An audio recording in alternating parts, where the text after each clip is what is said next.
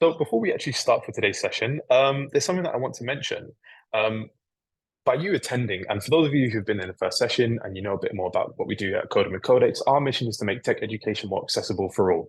And so what that has meant is that through these programs, what we do is that we work internally at companies, ranging from small startups to your large corporations, Fortune 500 companies and whatnot. But as a social enterprise, we always take those funds, and a big part of our work is doing Tech for Good programs. So by you being here, you have directly contributed to a free summer code camp that we're going to be running for young kids aged 8 to 11 over the final month of the summer holidays, Americans at summer vacation here in London. So I just want to say a big, big thank you. On the right-hand side is actually some of our work on the ground with our instructor, Adam, teaching a young learner who's neurodiverse. And so, yeah, I just want to say a massive thank you for attending. Not only are you getting practical skills that you can actually implement in your life, but you're also making a difference. And that's, we're really grateful for you turning up. Whether it be your first session, whether it's your fourth, whether you've been in previous cohorts and you're coming back for more. So, yeah, I just want to say a big thank you. And with that, we will crack on. So, what are Chrome extensions? I know that the whole title of this session is ChatGPT add-ons for Google Chrome. Really simply, Chrome extensions or add-ons are small, isolated programs that you can use to actually enhance your browsing experience. Now, to clarify, here we're going to be looking at things that relate to the web browser Google Chrome. If you do not have that on your work laptop, but you have one of your following alternatives, such as Firefox, Mozilla, Opera, or sorry, not Opera, but Brave, and a few others, or Internet Explorer, you'll be able to actually participate. If you don't, and for some reason you can't utilize the tools that Microsoft Edge does work, it's Chromium. If for some reason you cannot, I do recommend sticking around because the tools that we're going to be going through are really useful, and you can always, again, via the Content Center, access them via personal devices and continue from there.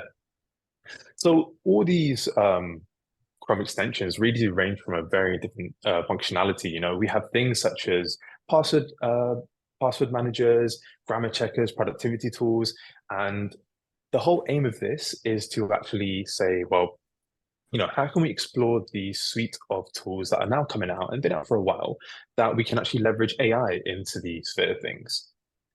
So why do we want to actually use these tools at the end of the day? We have access to ChatGPT, Gemini, Microsoft Copilot, and end of the day, what's really the point? Well, the main thing is that the whole reason why we create this program, and presumably why you're here, is that you want to actually leverage AI tools in a lot of facets in your working life. And a lot of times it comes down to shaving off minutes that build into hours, that build up really into days at the end of the year in terms of actually getting to the end of a task or getting to your sort of goal as quick as possible. So this is what we're going to be covering in today's session. Now, to preface this, there are a bunch of tools in this deck. I'm going to be going through every slide, and you'll have access to all the tools that we mentioned. However, we're only going to cover a few actually in depth for you to probably work on. Thumbs up if that makes sense, and we're happy to crack on. Thumbs down if you need a couple seconds to get your head around what Chrome extensions or add-ons are, or if you have any immediate questions. Can you put your PowerPoint in show mode, please?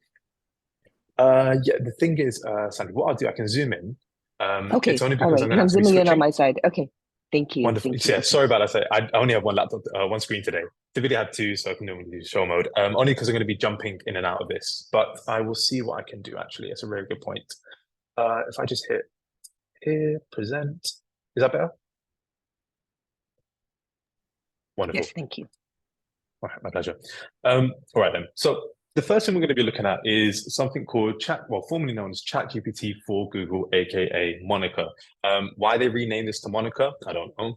But at the end of the day, it's a pretty cool tool. So what I'd like everyone to do is actually head to the Chrome page, the Chrome store. Now, just to preface this, you do not have to pay for anything. All the tools we are going to show here leverage free trials or are completely free to use. So at any point where you see a paywall that's thrown up, hey, capitalism, people trying to make money out of everything, please do look around for the button that says skip or next. You do not have to pay for any of the tools that we are showing here in today's session, but if you could head over to there, add it to your browser, and then from there, if I just actually open the page myself to show you what it will look like, you'll see here, I'm I'm essentially using sort of a Frankenstein version of Chrome, but it's still the Chrome Web Store. You should see here, instead of saying remove from Brave, it will say add to Chrome or add to Microsoft Edge or add to whatever browser you're using. And if you want to open that up, that will then take you to a login screen. And once you're there, if you can just sign in quickly, create an account. You don't need to pay for anything, and then put a thumbs up in the chat when you're ready to go.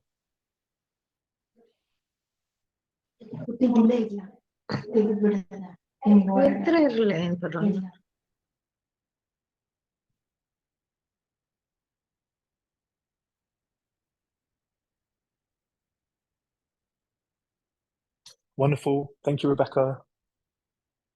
Thank you, Camille. Thank you, Alan. Give it a couple more minutes. Oh, probably about no minutes, but 30, 40 seconds.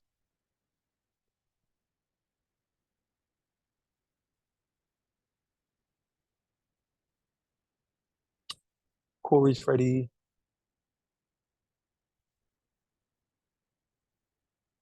Liliana is as well. Still about 10 more seconds to see a couple more thumbs up.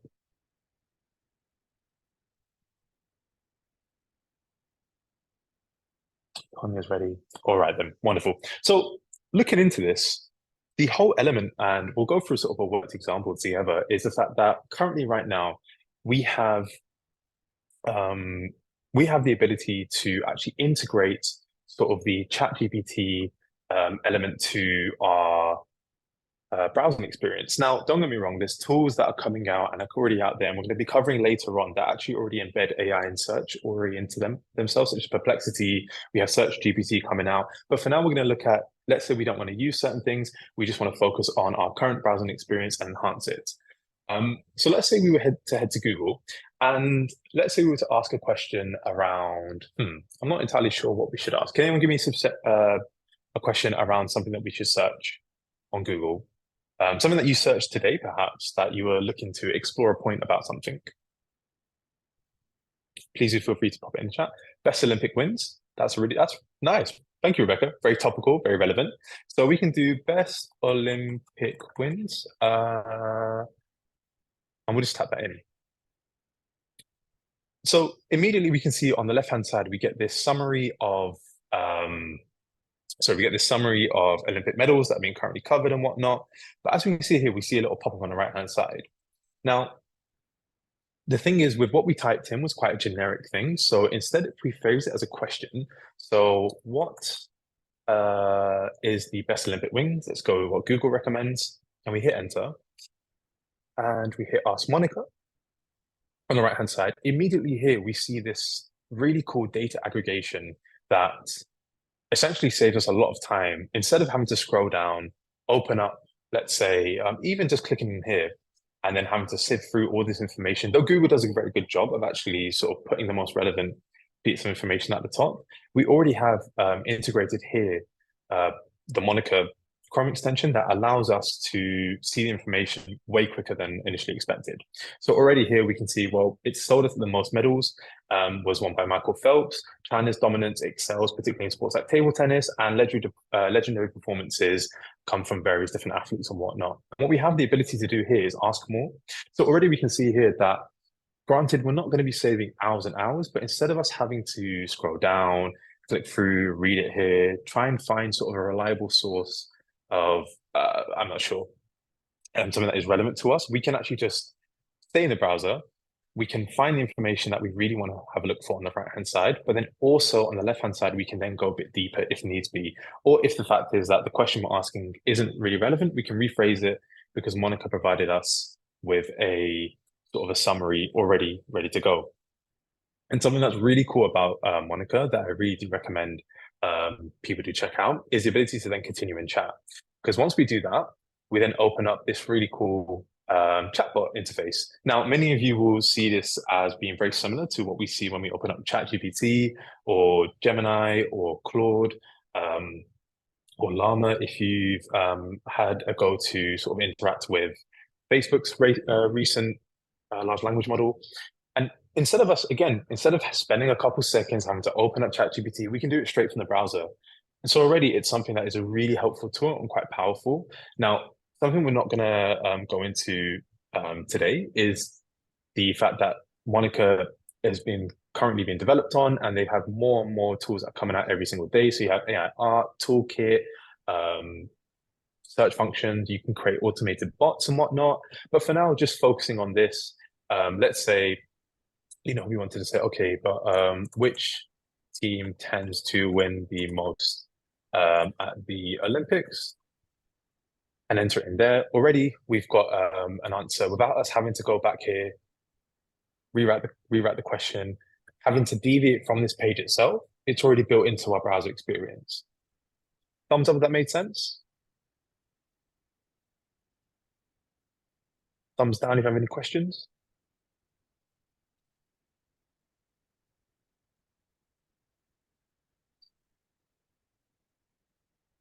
So to open up the chat box, if you can see on the right-hand side, you'll see where the Monica widget is. And if you scroll in, and you should see, we need to scroll in, but if you scroll down, you should see this little button say continue in chat. And what will happen is that this panel on the right-hand side will open up and it will allow you to then actually engage with the AI tool itself and actually start asking questions and whatnot.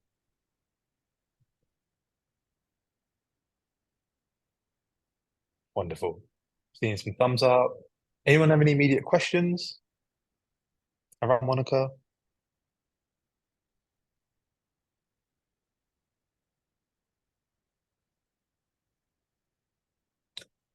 Making sure sign up for 3-day trial. You can skip it. You can still access all the functions. So I haven't signed up for a 3-day trial. I just skipped that element. There should be a button sort of dotted around on the outskirts of the page where you're seeing that, Kimberly, and then you can just click just skip for now.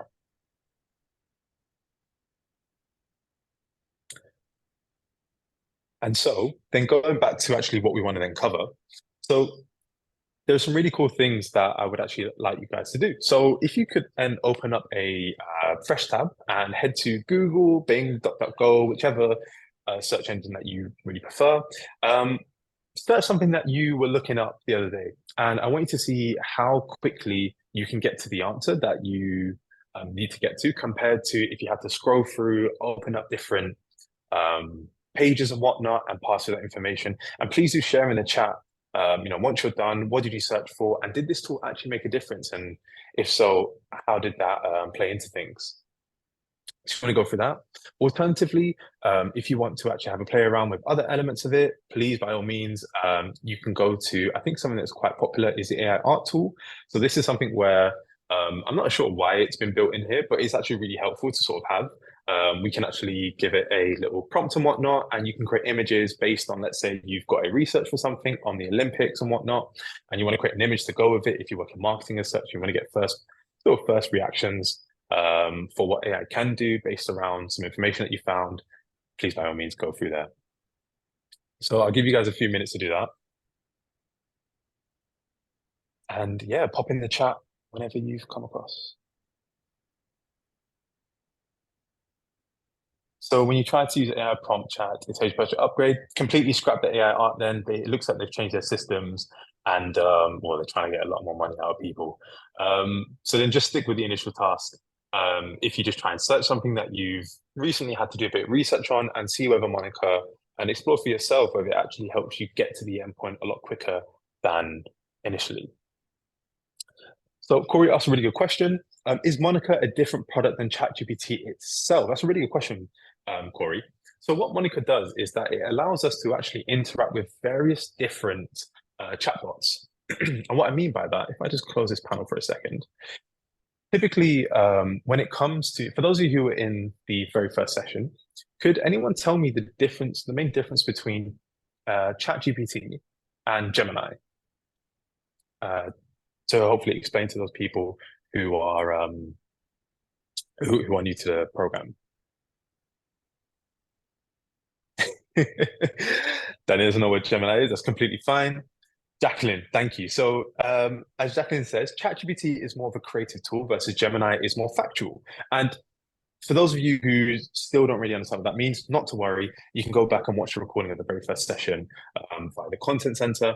But essentially, different large language models will give us different outcomes. And this is something that's really key and really important to know whenever you're going to be using AI tools in either the workplace, in your personal life, because what you may give to one AI tool, um, you'll receive a different response compared to the next. So one thing that Monica allows us to do is if you see here on the right-hand side of the panel, we have the ability to actually then change the large language model that we want to use. So here it's using the fast model, which I believe is just the fastest instance in this case, which is ChatGPT.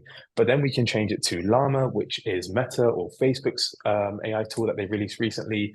We can actually go to GPT-4o. More information on that. We're going to look at that, I think, in our data analysis session. We have Claude and we have Search Copilot. So what Monica does is that essentially centralizes us accessing, you know, one, two, three, four, six different large language models all in a single place. And so let's say we didn't like the reaction we got from Claude Opus, we could instead swap it out for GPT-4o. And that saves us again the time of having to go from one tab to another tab to another tab. And instead here, it's just a few clicks. I hope that explained, I hope that answered your question. And yeah, if you have any follow-up questions, Corey, please do ask in the chat. But in the meantime, if you have been searching or you've been trying to leverage to see how quick Monica can get you to the answer compared to traditional browsing, I'd love to hear what you've searched. Did you find it different? Please do share in the chat to not only just tell me, but also give inspiration to others who may be wondering what type of things they can search. Jacqueline asked, chat is different. What do you mean by that, Jacqueline? I don't completely understand. Oh, I just saw in the drop down Mhm, there was a list, and in your mhm. list it showed Claude 3 Opus and Claude 3 Sonnet, and I wasn't sure if those were different large language models or if there was something we should know about the basis of each of those tools. Yeah. So I won't jump into it as technical as I could do, Jacqueline, but essentially remembering how the differences between Gemini and ChatGPT are, essentially those are sort of similar. It's sort of the type, it's the way that they've been trained, the amount of information that they were given for the large language models to become quote unquote intelligent. And there's certain nuances that means that, let's say Sonnet is really great so Claude 3 Sonnet is fantastic at writing code, far better than Opus. However, Opus has its strengths in other areas. Um, so hopefully that should give some more context. So let's say I was searching something technical around coding. Um, you know, it's definitely something which I want to say, well, instead of me using a fast model, I don't want to use Opus. I know Sonnet is the best for coding, so that's what I'm going to go with. And it requires that sort of domain knowledge, but I do recommend reading up on it. I know you were there in the first session, Jacqueline, and I'm very confident you'll be able to understand all the technical jargon used. Okay, thank you. Oh, a pleasure. Um, So yeah, Corey said they've already purchased a full year of ChatGPT. After lapses, they will have to purchase a Monica subscription. Well, we're not paid by Monica, but I'd love to know, Corey, what did you use to what did you search with Monica, and what were the outputs? Please do share what you guys have searched using the tool, and let me know how things have loaded and how things have come out. Please pop it in the chat if you can.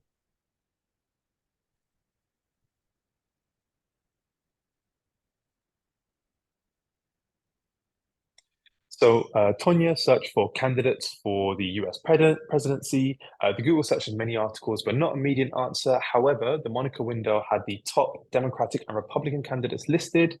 And then they went to the chat and asked for all candidates running. And so it was helpful. The chat wasn't, which is great to know. The chat wasn't as helpful as it might have been. Um, so that's really cool to see. Sandy put Codex to the test and goes, how many people did Codex serve with their non-profit initiative? Sandy, that's actually a really good point. And I'm actually quite glad that you what's it called? Well, that I can tell you actually for now, we've actually empowered over 500 young people through our free half-term code camps. We don't publicize it because we believe that there can be something such as white knight syndrome that can definitely come from it. So we're very tentative to publicly speak about it. But then also we have one of our very first neurodiverse learners who's been with us since he was 11. He currently has a offer at the University of Nottingham to study computer science, and that is something that I am, provided he gets his grades and actually gets accepted, I will be hopefully putting out into the ethos and writing a lot about. So hopefully Monica will pick it up from there. Thank you, Jacqueline. And Camille Kamal, I do apologize if I am pronouncing your name wrong. Such, where should a lead form go on the product page? And it gave him more complete results in Google search, which is really cool. Wonderful. And Kimberly finally answers one question before we move on. Kimberly asks, why are some of the extras under any paid services? I have to say that it's just mostly because, and I think, you know what, Kimberly, we'll come back to this at the end of the session, because I think there's a conversation to be had around when do you pay for things and when do you not pay for things, and why do we always encourage people to leverage free resources before actually paying for things? So we'll put a pin in that. If you can remind me at the end of the session when we bring up the questions aspect, and we'll go from there. All right then. So if I get a thumbs up if everyone's happy to move on to the next tool, which is one of my actually preferred ones as of recent. Wonderful. Thank you. I'm seeing a lot of thumbs up. Perfect. Let's move on then. So as mentioned, now typically we don't share slides outside of the sessions, mostly because we've had a lot of people who've taken the slides, run off, and just caused a whole sort of mess beforehand. But with these slides, I'll actually, because we can't cover everything, I'll actually share the slides in the content center. So not only we have the recording, but you can actually look through all the other tools that we list here. There's quite a few. I think there's over 10. You have TweetGPT, you have ChatGPT Writer, you know, but we're actually going to cover something that I think is probably one of the most useful tools. And again, we're not paid by these guys or these people to promote this sort of stuff. We go out and do our own due diligence on tools and whatnot, and share them with you all, because at the end of the day, we believe that the whole point of accessibility means that we share things that are useful and free. So we're going to be covering a tool called Wise One. If everyone could head to the website, and what I would do is we'll probably just pause there for a minute. If you do like to just install it, I think we need to quickly create an account, and then from there we will go onwards. And I think particularly if you do a lot of research in your work, this is going to be really important for you to actually have in your skill set, and also yeah, and utilize. But something I just want to reiterate, of the tools, and this might be to Corey's point about cancelling ChatGPT, or once the subscription runs out, moving to Monica. I just want to reiterate that we do cover more free and completely free tools later down the line in the course. So before you rush ahead and actually say, you know what, I want to subscribe to something, I do recommend sort of completing the program first, and then upon review, if you do feel like one of the tools that we've mentioned and the paid platform is worth it, and ideally if you can get your workplace to pay for it, by all means go ahead. However, we do recommend that you tend to default to the free tools, because it's cost of living crisis, you know, things are going up, and I'm sure what's it called? You deserve spend your money on some self-treating stuff and whatnot. We're going to get a thumbs up once everyone has actually installed it and completed it. I'm just going to turn my headphones off as they have run out of juice. Can someone just message in the chat if they can hear me? If I'm coming through, all right. Thank you. Cheers, Dan. Appreciate that. Wonderful. All right then, cool. So Wise One is a really cool tool that actually allows us to cross-reference and turn any piece, any document into sort of a wide network of information. Now, if we head to their website really quickly, it's a bunch of different tools and whatnot. For example, they have their PDF viewer, which is where you can essentially upload a PDF and then query it and whatnot and ask it for summary questions. The thing I'll say here is that we can do already that in ChatGPT. So we can do that on the free paid platform tier. So there's no real need if they're going to ask you for money to actually go down this route. But the thing that is really good to see, they have something similar, which is similar to Monica. But the thing that I really wanted to get into, and I believe I have it open, is, if I just open the page, is this tool, which is the cross-checking function. Now, as we know, misinformation is rampant. And so one of the tools that we were really looking out for is something that can combat this. Now, Wise One have this really cool embedded feature that if we were to open a, let's say, a news article, it would then actually give us, it would then scan the article, understand it, again, leveraging a large language model to ingest that said information, and then find ways that can actually link and cross-check certain information. So for example, here I pulled up this random article that sort of speculates in 10 years, what's the future of AI going to look like and how's it going to affect us?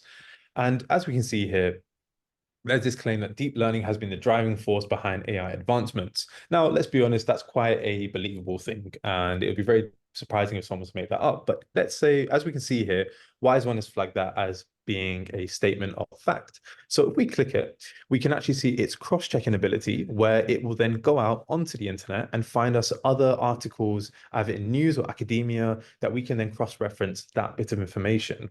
Now, in the world of information being so convoluted, being from various different people having various biases and agendas, a tool like this is something that is, really helpful and whatnot. And something that I really do recommend you all to sort of at least understand. As mentioned, in coming weeks, we're actually going to be covering tools that do this for free and more embedded features. So not necessarily as Chrome extensions or add-ons, but things that are going to be built within their own platforms. So as we can see here, one thing I'd really like to hear is if you could share a news article that you might have read in the past couple of days, and we can look at it ourselves as a group and see whether Wise One actually stacks up to, well, the hype I'm giving it. So if anyone has a news article or a topic that we can pull up an article around, ideally nothing political, just something that's quite factual and quite benign, please do feel free to pop it in the chat and we can open it up together and see whether Wise One, and we can share it and people can actually then go through the article itself and explore the cross-checking function themselves. The Blaze Star. Candice, I have no idea what that is, but we'll take it. Do you have a link to the article, Candice, if possible, in case I Google the wrong thing and end up on something astrophysicsy?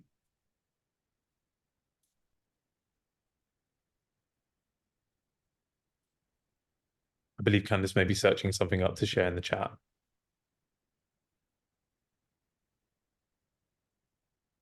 We'll give it a couple seconds. Wonderful. I tell you what, while Kimberly's got a new science and environment thing, we'll open up this BBC article. So as we can see here, if Wise One is working, yeah, it takes a couple seconds. So if everyone does want to actually open up the article themselves, and you should see that Wise One takes a couple seconds to load up. And immediately here, we then see the title with earliest evidence for humans in Americas. Immediately, it's flagged up the title, which again, this is where we have to take our own sort of sense checking when it comes to AI tools and see, what is it really worth us trying to cross-check the statement of humans in the Americas? Not really, no. So let's move on. And so as we're going through there, the first line of the article says they suggest people were living there 33,000 years ago, twice the widely accepted age for the earliest settlement of the Americas. Now, immediately there, it's picked up something here. And if we click on it, we can see a bit more information where it gives us actually further detail around what were the earliest settlements or Americas. Now, the difference between the underlined aspect and the sort of annotations on the right-hand side is that when you see underlined aspect, that's the focus mode. However, compared to when you see the sort of the right-hand bar appear on the text, or left-hand bar if you're reading an article in a foreign language, that's written from right to left, you should be able to see the cross-checking function.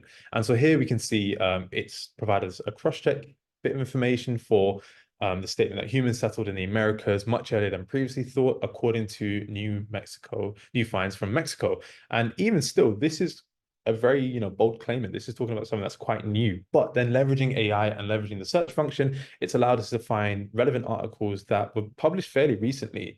This was only published, I believe, last month or such, to then actually have a look. And if we click on it, it will then take us to the Guardian article where we can cross-check things ourselves. And if you give it a couple seconds, we should see that Wise One boots up for this, but it might not, just because my laptop is a little bit slow. And And yeah, so one thing I do recommend is a few people have been very kind to share various different articles in the chat. And so do please pop in there, have a look around, sort of get a feel for it, and then share back any sort of information that you gathered from it and whether it actually changed your perspective in terms of, let's say, the article that you had open and whatnot. Rebecca says, I can see the blue lines next to the text, but I can't see the white box in the corner where you can summarize. Don't worry so much about that in the on the right-hand side. We're not really looking at that functionality. As we have Monica, Rebecca, it's pretty much that does a summary for us. So if you wanted, we could put up Monica and say, query this page and whatnot, and gather the information, summarize it for us. But right now, we're just looking at the WISE 1 cross-checker aspect. So as mentioned as well, end of the day, these tools can be leveraged in either your workplace. So for example, if you're conducting market research and you're reading a report, let's say published by a large consultancy agency or just a research company, it allows you to then in-house or within the page itself, actually start cross-referencing and seeing, well, there are any other articles that I could actually have a read through. And instead of you having to sort of take notes, write it down, collate it in a document, and then create search functions from there, again, you're cutting down that from which something could be a half an hour or 30-minute job all the way down to a couple seconds because we're leveraging WISE One here and the large language model that powers it to actually do the heavy lifting for us, and then to then actually then do the cross-reference and cross-checking to continue our exploration from there. So did anyone find anything interesting or they've gone through any documents where they said, oh, I didn't realize these two things were linked? Please, by all means, do share. Do let us know. Or if anyone has any questions.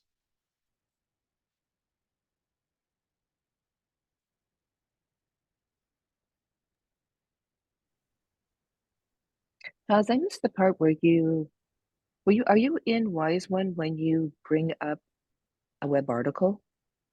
So I missed how you activate the Wise One. yeah, of course. So essentially, when you head to WISE One, you should see on the top panel here, top bar here, if you're using a Chromium browser, so that can be something like Microsoft Edge, that can be something like Internet Explorer, that can be something such as Brave or Google Chrome, well, in a name, Chromium. You should see that WISE One pops up into this list of tools. And if you click it there, it essentially, oh, sorry, that's Monica. Oh, close that down.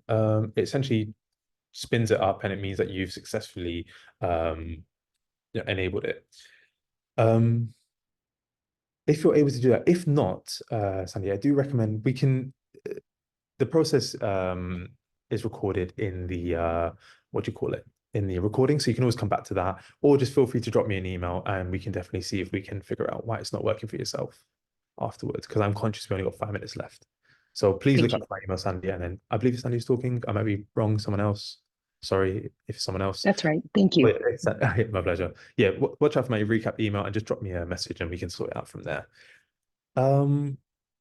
Jennifer says The Guardian and like many have paid restrictions if you don't subscribe. What is the limitation hold when using WISE One? That's a really good question, Jennifer. Right now, it's currently saying that it's capped at six queries. I believe that's 6 queries every 24 hours. So let's say we're going through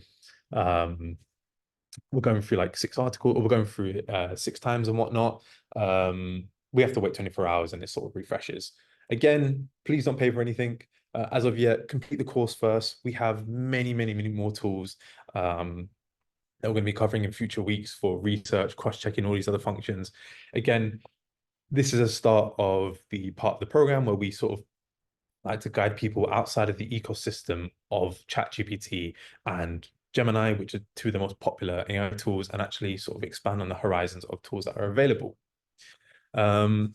Camille said that this is great for health articles, among others. It is definitely great for health articles. I've definitely used it many a time. I want to cross-check saying, is this claim being made by this random person actually true? And are there any other sources to support it? And it's really good for also technical stuff, particularly when, I'm a programmer by trade. So whenever I'm searching different technical queries to sort of chain things up, it really is helpful. So as mentioned, there are a lot more different tools in here. We have something called Merlin, we have ChatGPT Prompt Genius, we have Engage AI, which is for LinkedIn, which unfortunately, due to time, we can't really go through and whatnot. And we also have something called YouTube and article summary that we found, which essentially you drop a YouTube video in and it summarizes it for you on the right-hand side. So if you, I don't know if anyone is studying part-time or is still maybe a student, it's really helpful for covering lectures as such. But yeah, given the time sort of brings us to the end of the session. Again, I'm not going to read through this because we've mentioned a lot about this beforehand. In this edge case, we will be sharing the link to the slides in the content center. I know previously we just shared the recordings, but all the links covered in this session will be there along with the slides itself, so you can read through and get a bit more of a summary around what it actually covered in the session. As a reminder, if you haven't checked in, please do. And whilst people are doing that, I'd like to open the floor up for questions, queries, thoughts, feedback. And there's actually something that I do need to share. So if you bear with me one moment.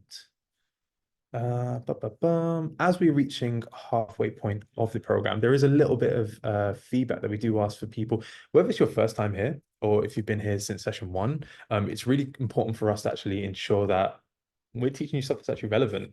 So again, this will be in the content center, but if you wouldn't mind just spending literally about a minute just to fill out a bit of a feedback form for us, it would be really helpful to understand how we can improve sessions. You know, one thing that we're always trying to do is improve here at Coding with Codex. And as such, yeah, if everyone could take a couple of seconds out of the day, you can save this for afterwards. You can open the form now, pop it in now. But yeah, whilst we have about 2 minutes left, I believe someone had a question earlier. I'll scroll up in the chat about Kimberly, your question around sort of free and paid resources and whatnot around in Gen AI. If you feel comfortable coming up from you, it'll be great for you to share, or you can pop it in the chat and we can have sort of group discussion.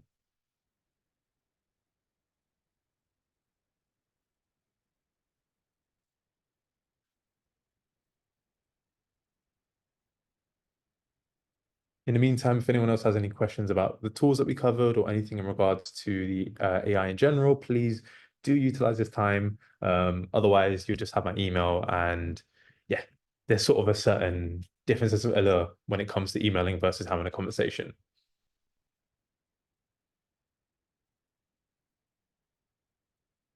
Wow, no questions. Or maybe you're filling out the form. That's fine. I didn't realize, did forget for a second. Yeah. Jennifer said you mentioned your email. Where do we find it? Well, you can email me well, you can get in touch with the team at hello@codingwithcodex.co.uk. Alternatively, if you checked in, you will be receiving an email from myself either tomorrow or Monday morning. As such, where we will not only share with you the recordings and the place in the content center, but we'll also be sending out reminders for next week's session. We don't host the bookings, as that's all done via the Community Online Academy, but we always do link to the following week's sessions there as such. So Kimberly asks, what are some of the extras under any paid services? So ChatGPT tends to be covering their essential basic needs and whatnot. If I'm honest, given the current state of affairs within the generative AI sphere and just AI in general, it's a gold rush. So naturally, a big thing that a lot of people are trying to do is trying to capitalize on said gold rush by putting things behind paywalls, when really and truly it's just due to a lack of education that a lot of people don't realize that there are so many free tools and things that will relatively stay free. I don't want to say indefinitely, but at least for a long time. And there's always a new suite of free tools and platforms and websites that we can always use that essentially provide the same service as these pay tools do. So it's really actually something where it's an education piece, which is the reason why we created this program, because we saw a lot of snake oil sellers. You know, there are certain tools out there, I won't name any, where we look at it and it's like, well, you're doing the exact same thing as this free platform, but just because you've got a bit of money behind you and people don't know about the free platform, you're making a lot of money and you actually shouldn't really be. Borderline unethical in my opinion, but that's just mine. And so that's a lot of the times where if you're finding that the free services are meeting your needs and you don't really need to change, please stick with it. Like honestly, there shouldn't be any prompt to push you to actually move to a paid service unless it provides a niche service that you can't find anywhere else and you've exhausted all the searching abilities and sort of search functions for it. I hope that answered your question, Kimberly.